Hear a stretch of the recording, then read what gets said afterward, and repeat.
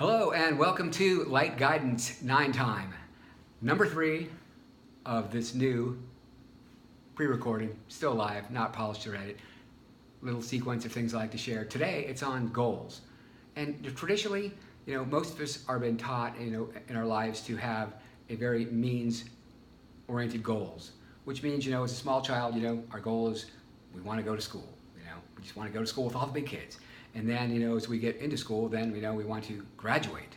And maybe within that we want to do various things. We might want to play sports. We might want to play in the band. We might want to be in theater. We might want to make the honor roll. We might, want to, be on the debate team. Whatever it is. We want to be part of some things within school. But then the end goal is we want to graduate school. And then perhaps we want to go to college.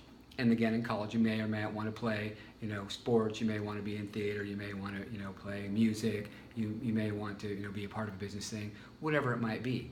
And so, again, the new goal is to graduate. And then you want to get a job.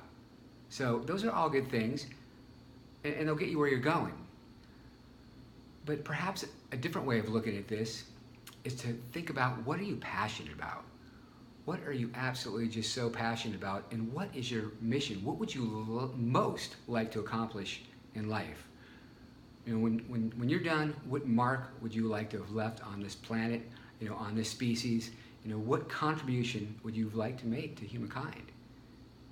Now that energy, that passion, that big thinking, that far thinking, and the bigger the goal is, the more, almost more unreal it is, the better it is. Because now you're setting yourself up just looking way out there. And it's a silly thing. What we focus on is where we go. It's true. You ever notice, try walking somewhere and just across a room, through a crowd, just across the parking lot. Try getting to your car without focusing on your car. Even if you can use your peripheral vision, and it's still going to be a little difficult, but you'll notice, wherever you're looking, wherever you're exactly going, is where you tend to end up. That works when you're driving as well. Well, actually, in life. So if you set a big, passionate goal, something that's going to fulfill you, something that's very experiential, something that's going to be great, then that actually brings more meaning to those means along the way, and it actually allows for them to actually happen. And I just heard about this today, actually, and I'm just sharing it with you because I'm excited about this. I like this. It gets my wheels turning. It gets me excited. Part of my mission is to go out there every day and find out some cool information and then share it with you guys. Because I'm an information geek. I like to learn new things. If I don't learn something new every couple days, I start getting bummed out. So today I learned this, I'm all excited about it, and I already see how it's going to apply to my life. And now I'm like, oh, boom, let's share it with you guys because I think you can benefit from it too. So anyhow, how I heard about this podcast, I listened to a lot of them. The gentleman that shared it, his son, I believe his son is junior high school. His goal, his mission is to save the oceans, to clean up the oceans. What an incredible goal. What a giant goal. What an imagination to think that. I love that. There's someone out there that's looking after that, that's already going to be doing that. But because he has such an incredible goal, now he's motivated to do well in school. He's got to learn his science. He's got to learn his biology. He's got to learn the ecosystem. He's got to learn how plastics break down. He's got to learn the way the ocean either cleans itself or doesn't clean itself. How the fish, how the coral, how everything goes with the ecosystem. How what's going on with the surface temperature of the earth. All these things are going to be important to saving the ocean, to cleaning the ocean up. So because he's got that big goal, the mean stuff take care of himself, right? And because he's going to be going out and going to school and learning all this stuff about how to save the ocean, he's going to meet people. He's going to, chances are he'll pick up some jobs here and there. I'm sure he'll get some great internships along the way. And then because of that, the other stuff will come. He'll get a degree. He's going to get a job. Because he gets a job, he's going to have money. Because he's following his passion, these incredible things are going to happen. And he's going to get the car. He's going to get the significant other. He's going to. And he's going to be doing great things along the way. So his passion, as he strives toward it, is going to bring fulfillment. And that fulfillment, that's happiness. And just, being happy with what you're doing, that's really where it's at. If you trying to okay, I'm going to graduate college, top of my class, I'm going to go get a job, and I'm going to get a car and get a house. You might get that stuff, and it might feel good for a minute, but it may not. Generally, we need more than that. And, the kind of questions we ask ourselves, ask yourselves, like, why should I do this, you know? Why? You know, not when. When's always right now. You know, why? And not necessarily how are you going to do it, because, I mean, as soon as you identify it, you know, the how will constantly change. You know, the first step's different than the third step. You know, the direction's different. Maybe, you know, you walk out of your house, but then you get in your car, so the how changes again. And then you get out, you know, into the car, and maybe you get onto a plane, and now the how changes again, right? So those are just vehicles or just means to go along. You know, so ask, you know, like, what do you have to do to get the next step? You don't have to do it all at one time. You really can't do it at one time. Just what's the next step? What's going to get me one step closer? And even if you take a step and it's the wrong step, you're going to go, oh, wrong step. I learned something. Data, reference, boom, step back, different step. Oh, that works better. So how you think. So be passionate, okay? Find your passion.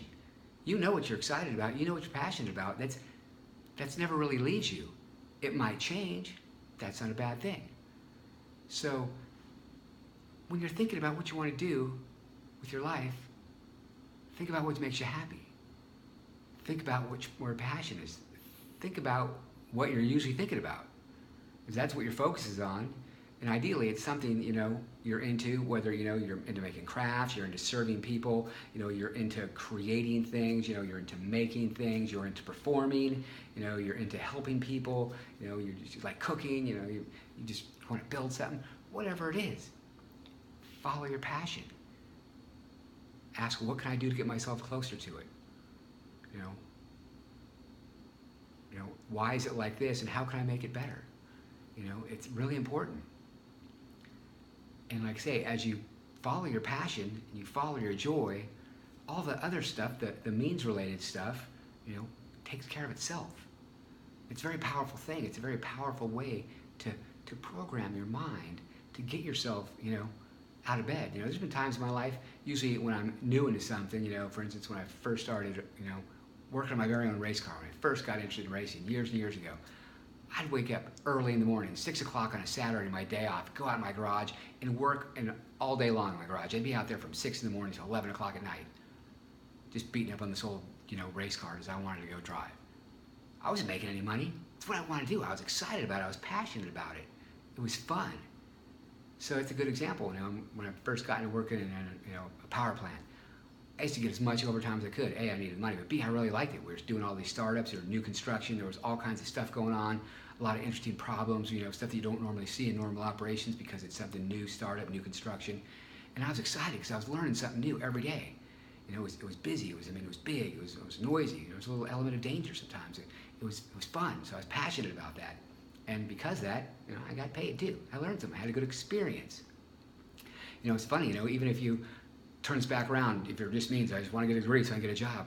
Well, most jobs, they don't just want a degree, they want experience.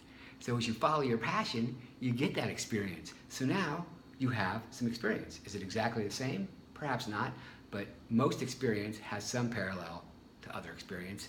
Most experience demonstrates that A, you show up, B, you learn, C, you know, you come away with some new understanding, new appreciation for something, and, you know, you can apply it to this next gig.